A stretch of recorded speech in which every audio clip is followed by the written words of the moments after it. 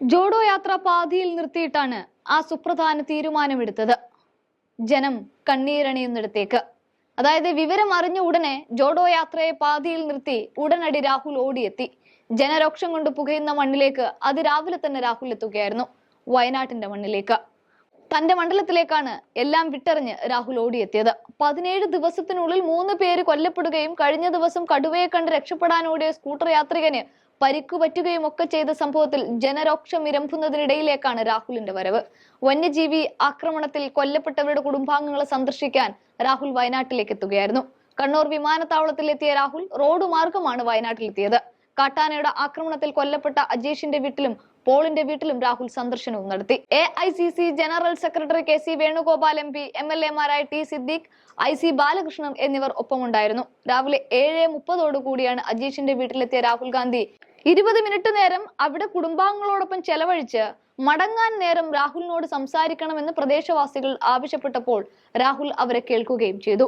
വന്യജീവികളെ എത്രയും വേഗം പിടിക്കണമെന്നും ആവശ്യത്തിന് ചികിത്സയും ലഭ്യമാക്കണമെന്നും നാട്ടുകാർ രാഹുലിനോട് ആവശ്യപ്പെട്ടപ്പോൾ വളരെ കൃത്യമായി എല്ലാം കേട്ട് വേണ്ട നടപടികൾ ഉടൻ സ്വീകരിക്കുമെന്നും കാര്യത്തിൽ വേഗത്തിലാക്കാൻ സർക്കാരിനെ സമ്മർദ്ദത്തിലാക്കുമെന്നും ഉറപ്പു നൽകിയതിനു ശേഷമാണ് കുറുവ ദ്വീപിലെ കാട്ടാനയുടെ ആക്രമണത്തിൽ കൊല്ലപ്പെട്ട പോളിന്റെ വീട്ടിലേക്ക് രാഹുൽ എത്തിയത്.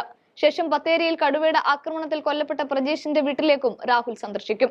തുടർന്ന് കൽപ്പറ്റ ഗസ്റ്റ് ഹൌസിൽ നടക്കുന്ന അവലോകന യോഗത്തിൽ രാഹുൽ പങ്കെടുക്കുകയും ചെയ്യും. തുടർന്നാണ് രാഹുൽ അലഹബാദിലേക്ക് മടങ്ങുക. കാരണം നീതി തേടിയുള്ള യാത്ര വീണ്ടും പുനരാരംഭിക്കേണ്ടതുണ്ട്.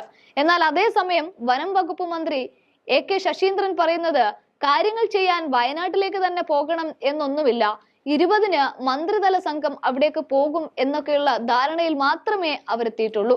ഇതോടൊപ്പം തന്നെ വയനാട്ടിലെ വന്യജീവി ആക്രമണത്തെ തുടർന്നുണ്ടായ സ്ഥിതിഗതികൾ വിലയിരുത്താൻ മുഖ്യമന്ത്രി പിണറായി വിജയന്റെ അധ്യക്ഷതയിൽ തിരുവനന്തപുരത്ത് ഉന്നതതല യോഗവും ചേർന്നു. വന്യമൃഗങ്ങൾ ജനവാസ മേഖലയിൽ വരുന്നത് കണ്ടെത്താൻ 250 പുതിയ ക്യാമറകൾ കൂടി സ്ഥാപിക്കാൻ യോഗം തീരുമാനിച്ചിട്ടുണ്ട്. ജനങ്ങൾക്കിടയിൽ ശക്തമായ ബോധവൽക്കരണം നടത്താനുള്ള ഇടപെടൽ ഉണ്ടാകും. മൈക്ക് പ്രചരണവും ലോക്കൽ പോലീസ് സ്റ്റേഷൻ വഴിയുള്ള പ്രചരണവും നടത്തുന്നുണ്ട്. വന്യജീവി ആക്രമണത്തിൽ കൊല്ലപ്പെട്ടവരുടെ വീട് സന്ദർശിച്ച രാഹുലിന്റെ ആ വീഡിയോ, വയനാട്ടിലേക്ക് ഓടിയെത്തിയ രാഹുലിന്റെ ആ വീഡിയോ ഒന്ന് കണ്ടു നോക്കാം.